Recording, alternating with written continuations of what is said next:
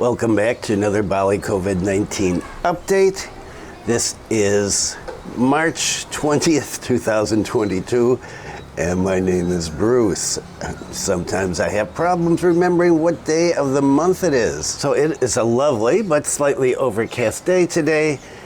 It is very, very windy. It is 16.9 kilometers per hour. The temperature is 31.2 degrees Celsius and humidity 71%. And I want to thank all the new subscribers and people that are commenting and giving the video a thumbs up.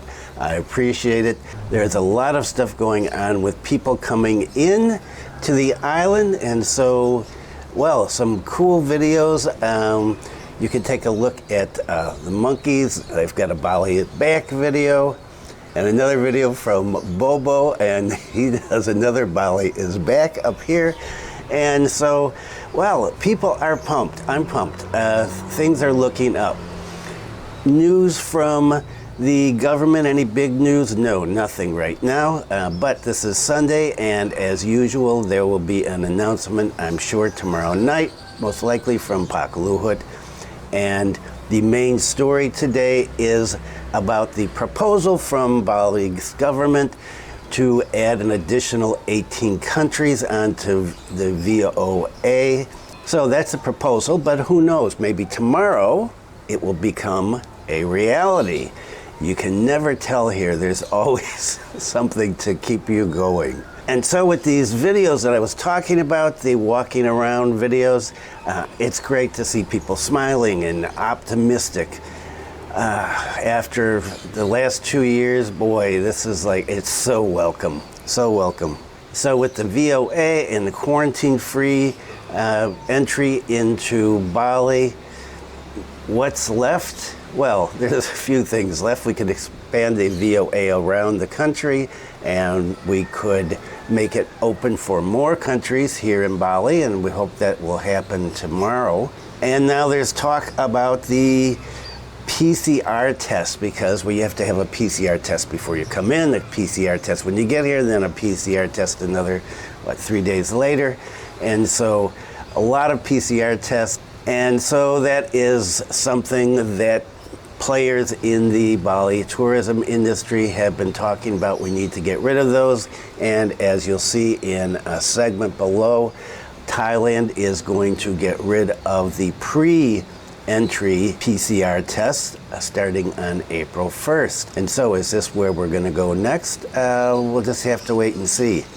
Numbers are looking pretty good, and we're going to talk about that in a minute. And this is the last day of MotoGP, and so far it seems that that's going well. A lot of people there. Some of my friends in Lombok have been posting pictures and videos of themselves wandering around. Well, what can I say?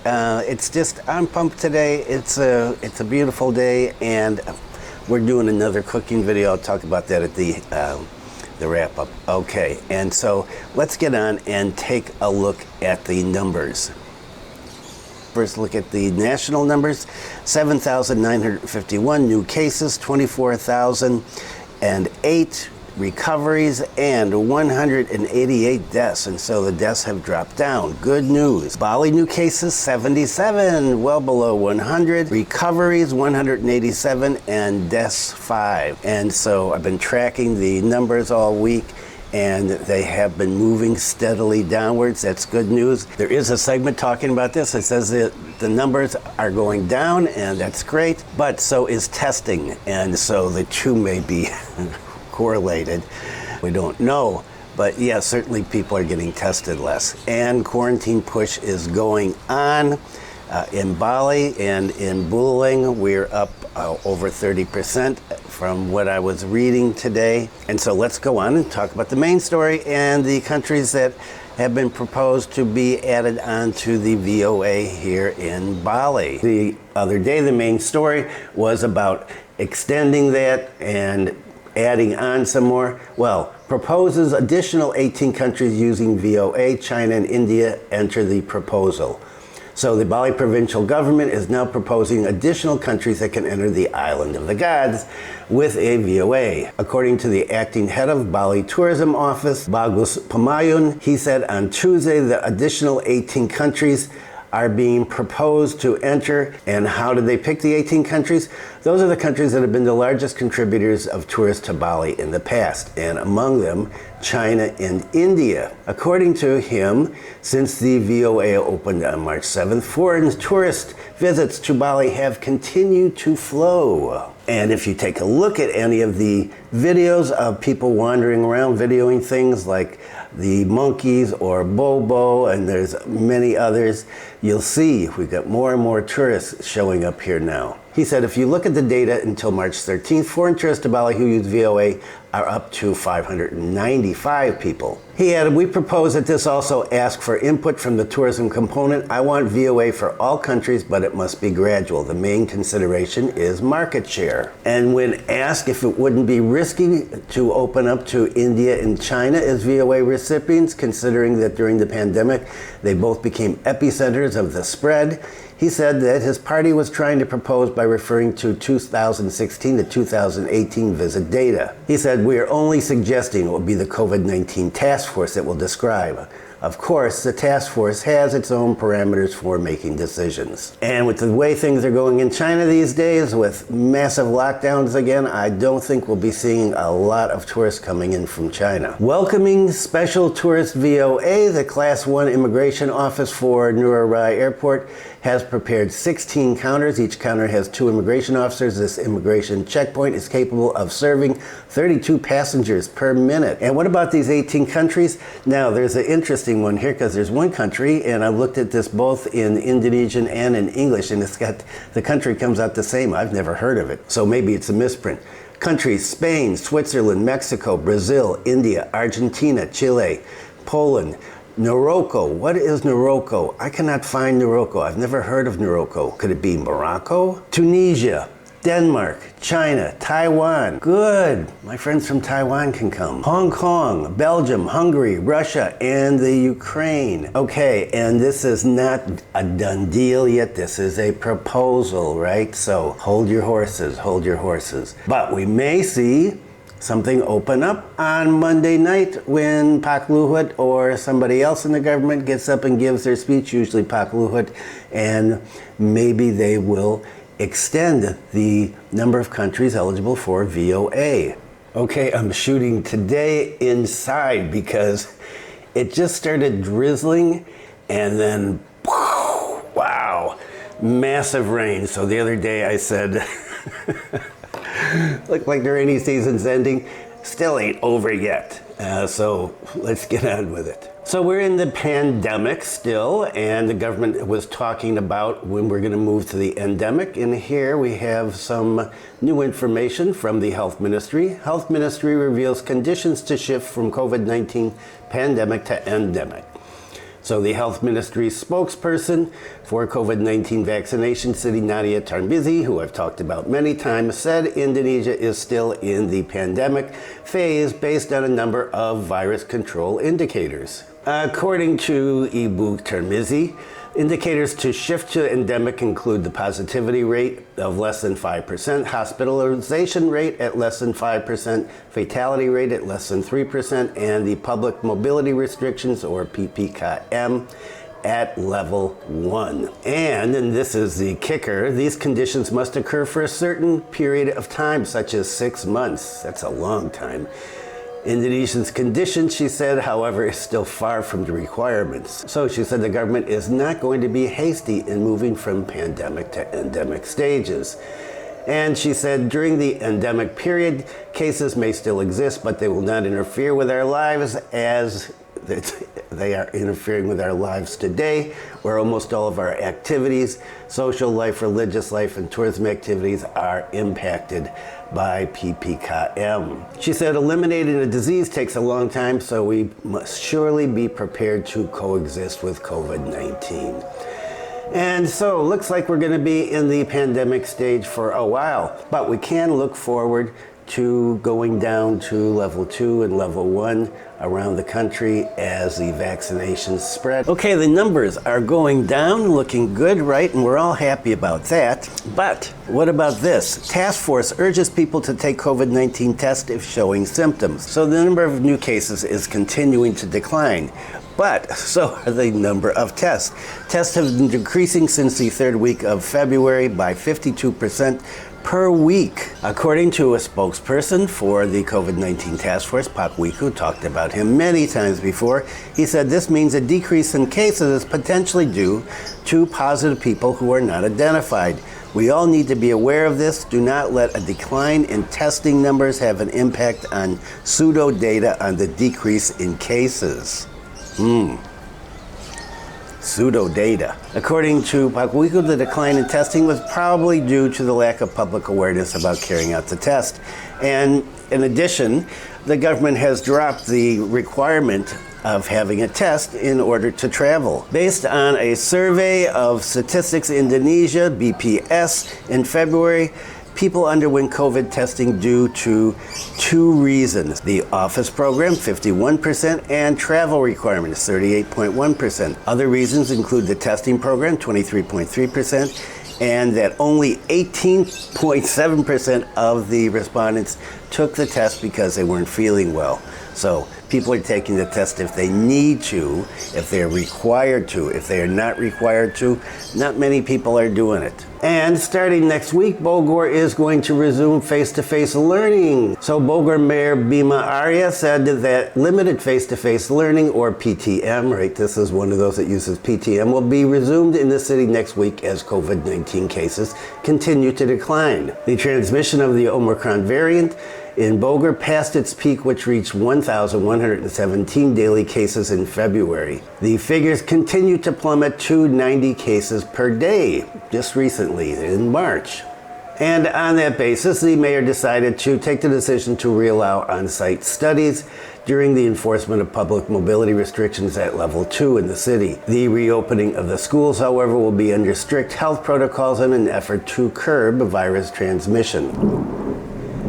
The head of, you can hear the thunder here, the head of Bogor Education Agency, Hanafi, said that limited PTM will be open to 50% of total capacity of student seats. The agency thus immediately delivered letters to schools in order for them to prepare the required health protocols. Hanafi went on to say that upcoming limited face-to-face learning will be different from the previous one in that it will be applied for all grades. That's good news. We want to see more and more schools opened up around Indonesia, not just in Bali, but around the whole country. We've got a generation of kids that need to be educated. And a big, huge topic nationally these days, cooking oil. Yes, cooking oil shortage. Trade Ministry deemed to favor businessmen than people. The House of Representatives Deputy Speaker Susmi Dasko Ahmad criticized Trade Minister Muhammad Lutfi for revoking the regulation on the fixed retail price ceiling, or HET, for packaged cooking oil last Wednesday, because as soon as it was revoked, prices started going up. Minister Lutfi lifted the ministerial regulation, which stipulated the price cap at $11,500 per liter for bulk cooking oil, $13,500 per liter for cooking oil with simple packing, and $14,000 per liter for cooking oil in premium packaging. I'm not sure what the difference between simple packaging is and premium packaging, but I'll have to ask my wife. As the regulation was revoked and replaced with another one, the price cap for bulk cooking oil stays set at $14,000 per liter, while the price of the commodity in premium packaging is left to the market. According to Representative Dasko, the rule revocation shows that Trade Minister takes sides with business players rather than the people. He said, "Our country is one of the world's main producers of crude palm oil, but why is there a shortage of cooking oil? The government must be firm against unscrupulous businessmen and issue policies that favor the people." And now on Bali, from a report today in the local Bali press, complaints about cooking oil prices have become a problem in the community. The price of packaged cooking oil in Bali has skyrocketed, even reaching $28,000 per liter. So, wow. huge increase. The head of the Bali Provincial Trade Office said that the price of packaged cooking oil was between 23,000 and 25,000 per liter. The price of packaged cooking oil has been returned to the market mechanism, which has made prices rise sharply. And wow, with Ramadan just around the corner, lots and lots of cooking. My wife cooks all day during Ramadan so that there's a lot of food to eat at iftari time. And what's happening around Asia with tourism. Vietnam waives entry requirements for citizens from 13 countries as tourism reopens. What are those 13 countries? Germany, France, Italy, Spain, Great Britain, Northern Ireland, Russian Federation, Japan, Republic of Korea, Kingdom of Denmark, Kingdom of Sweden, Kingdom of Norway, Republic of Finland, and Republic of Belarus. They can stay in Vietnam for 15 days from the date of entry, no matter what visa types they currently hold or the purpose of entry. The Ministry of Foreign Affairs is tasked with the assessment, evaluation, and putting forward recommendations to the government with regards to the extension, suspension, or termination of the unilateral visa exemption policy specified in the resolution. The Ministry of Culture, Sports, and Tourism, which is the main coordinator of the tourism reopening plan, along with travel agencies and tourism accommodation businesses, have been clamoring for the resumption of pre-pandemic visa policies, as well as the relaxed COVID-19 protocols, given the high vaccination rate in Vietnam, in order to bring foreign tourists into the country after 2 years of disruptions. And as I've talked about many times, countries in Southeast Asia are going after these same markets, and who is going to come out ahead? I don't know, but we're starting to get people here in Bali, and so that's great news for us. And some more on what's happening around Southeast Asia. Let's take a look at Thailand. Pre-travel COVID test for arrivals lifted from April 1st. Okay. Now this is one of the complaints, and people complain no matter what. So Bali gets, rid of the quarantine, and they get the VOA, and people are whining about having to take COVID tests before they leave, or COVID tests when they come here. There's going to be some complaints always, but there is this possibility that this will give Thailand a little boost if people don't have to have a pre-flight COVID test. So according to a CCSA spokesperson, he said the requirement for pre-travel tests would end for all visitors, whether arriving by test and go, sandbox, or quarantine channels. People who enter the country through test and go or sandbox programs will be given a PCR test on arrival and be required to perform an antigen self-test on day 5 after arrival, monitored at their hotel. Sandbox visitors will remain in the reception areas for 5 days. Visitors in the quarantine scheme, including people caught sneaking in, would be kept in isolation for 5 days and have a PCR test on day 4, day 5 after arrival. The CCSA will continue to require visitors to have COVID-19 insurance of at least $20,000 US, but that is likely to be reduced later. And starting on April 1st, more places are going to open up by land and sea where people can come into Thailand. And so they are pushing to get the tourists coming in there. And some more on planes coming in. Which planes are coming in? AirAsia reactivates Kuala Lumpur route to Surabaya and Bali. In order to welcome the enthusiasm of visiting Indonesia, AirAsia will reactivate 2 international routes. The Kuala Lumpur-Bali return trips starting March 21st, just a few days, and the Kuala Lumpur Surabaya round trip starting on March 25th. And these 2 routes will be added to the existing Kuala Lumpur to Jakarta route that has been operating so far. According to the President Director of AirAsia Indonesia, we at AirAsia Airline Group welcome the government's announcement to ease the requirements for travelers who have been fully vaccinated by reducing the quarantine period to Indonesia and implementing a visa on arrival for visits to Bali, and everybody is happy about that. AirAsia has made various preparations in order to normalize flight services between Indonesia and Malaysia, especially in welcoming the quarantine release plan by the governments of the 2 countries, which will start next month in April. It is another windy day and looks like it's going to rain again, so the rainy season is not over, unfortunately. And some more on MotoGP. So MotoGP is going on right now, as you probably know, and so it is in the news, national and local. And so now we have huge amounts of people apparently there. Traveling to Throng, Lombok Airport amid MotoGP race weekend. This is the race week, and actually the race is, well, by the time you see this, is probably over. State airport operator Angkasa Pura Satu on Friday announced that the number of air travelers destined for Lombok International Airport during the race weekend had increased by 100% from March 17th up to March 21st. They said the peak return is on the 21st. On Monday the 21st makes sense, the race is over, and well, time to go home. They said the total number of passengers is up to 11,000 per day, and according to data from their office, the number of passengers at the airport reached 8,241. This was a 134% increase compared to flights during the pandemic and before the MotoGP event that usually gets only about 3,500 a day. Most of the flights, he said, come from Jakarta with 19 flights and 7 flights each from Surabaya and Bali. Reportedly, there's 100,000 people there. Wow. We'll see if we can find some photos. And, well, it'd be nice to see some drone footage, but I had a different story, which I'm not going to talk about.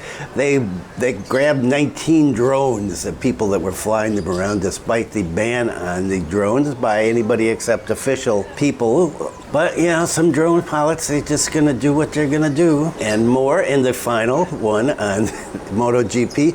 Mandalika Festival 2022 opens. Buleleng government through the tourism service promotes North Bali tourism. So our own people from Buleleng were at the Mandalika MotoGP Festival, and they were there to promote tourism in North Bali, in Buleleng.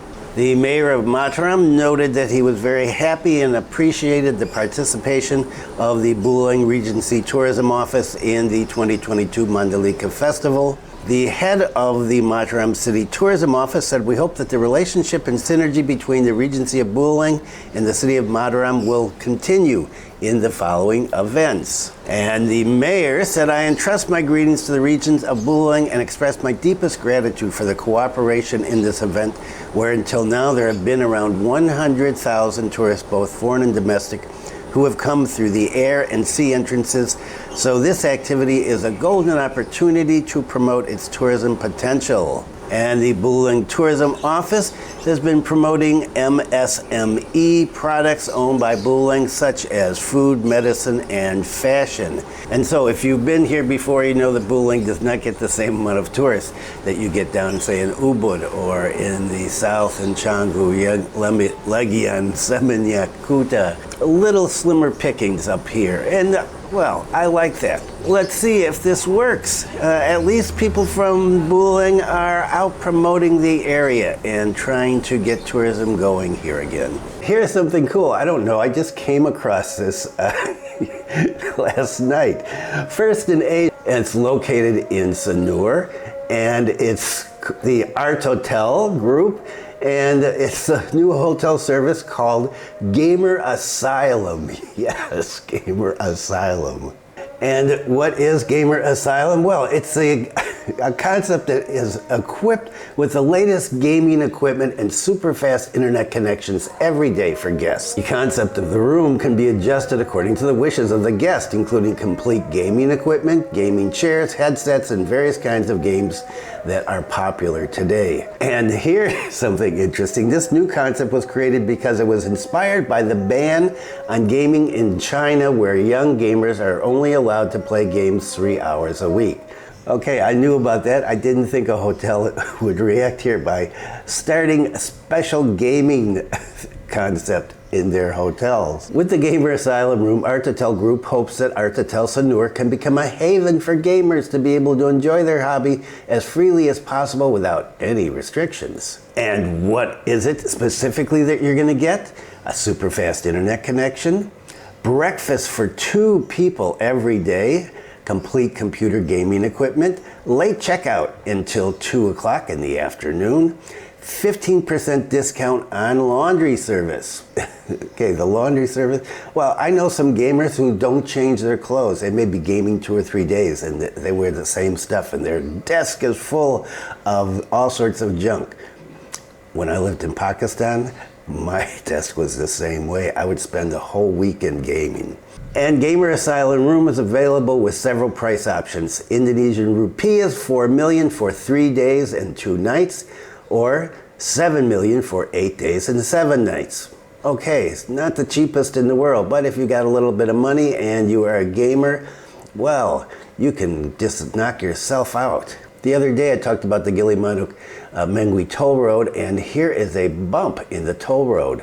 Gus Susena, or Gus Susena as he's called, is a resident in Jembrana, and he has, well, it says 20 acres here. I'm not sure if it's 20 acres or 20 ara. He refused the Gilimanuk-Mengwi toll road. He doesn't want it to be built.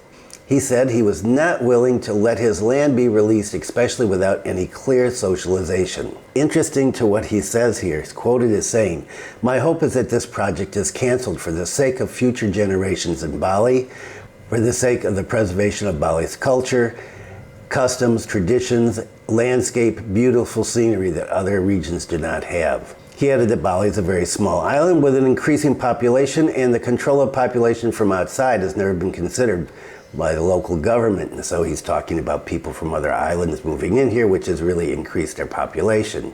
But that would be a very controversial thing if the government was going to keep citizens from moving to one place to another. I could see China doing this, of course, but doing it here. And so he added that the words from the government about maintaining Bali's spiritual and cultural traditions, they should be more than just words. They have to be acted on. And he sees putting the toll road in place and getting rid of all of that beautiful scenery that it is going to, well, replace. He sees that as a negative thing. He said, one of the things we have to think about is protecting nature and the environment. What will we give our children and grandchildren in the future? That is the question if we continue to make projects that erode the land. He doesn't want to see Bali become an island full of modern facilities like Singapore or other countries. He said he was never actually invited to any of these socialization meetings, which were carried out twice by the Balinese provincial government. He said only one time did he attend it, and he was not allowed to ask questions.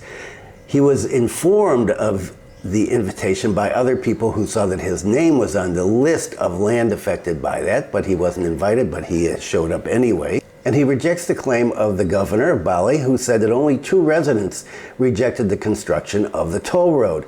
He said that actually many refused. He said, many refused because many did not know and receive the correct information. The governor had said for land, there are 8,643 landowners that this toll road crosses. Of that number, 8,641 owners agree, only 2 landowners disagree. And he said, if you go and ask the people and explain what the situation is, there are going to be a lot more. Who knows if that's true or not? But it's something to think about as we see all of these development projects, the traditional market in Ubud, the toll roads, another toll road, the new airport, the plans to build another racetrack on the west side of the island. I don't know, is this where Bali wants to go? Is this where the young generation wants to go? The old generation, well, we're fading away. What about our kids and our grandkids? What do they want for the island? Okay, time for an update and a wrap-up. Updates, nothing. I'm kind of pressed for time today. I'm finishing editing the video on chicken curry a la Indonesia, as Sue says, and we're making a new video in just about a half an hour. What are we cooking today, or what is my wife cooking today? I have no idea. It's a surprise. And we are going to be doing the rendang video again next week, because the first one was just, it wasn't good. Both of us were sick, and it was definitely a without joy video. So everything is looking good right now. We're hoping that more and more tourists will arrive and things will be getting back to, well, not normal, but a new normal, as the government's been talking about for the last 2 years. If you found this video helpful, useful, informative, non-irritating, amusing, please give it a thumbs up. And if you haven't subscribed, please consider subscribing. Videos are uploaded every Wednesday and Sunday. And we're back on track with the cooking videos, and those are uploaded on Sunday as well. And if you have any information about coming into Bali or what you're doing here, please leave a comment below. It'd be interesting to see how things are going. And so that is it. Thanks for viewing. Be kind to someone today. Stay safe. And I will see you on Wednesday.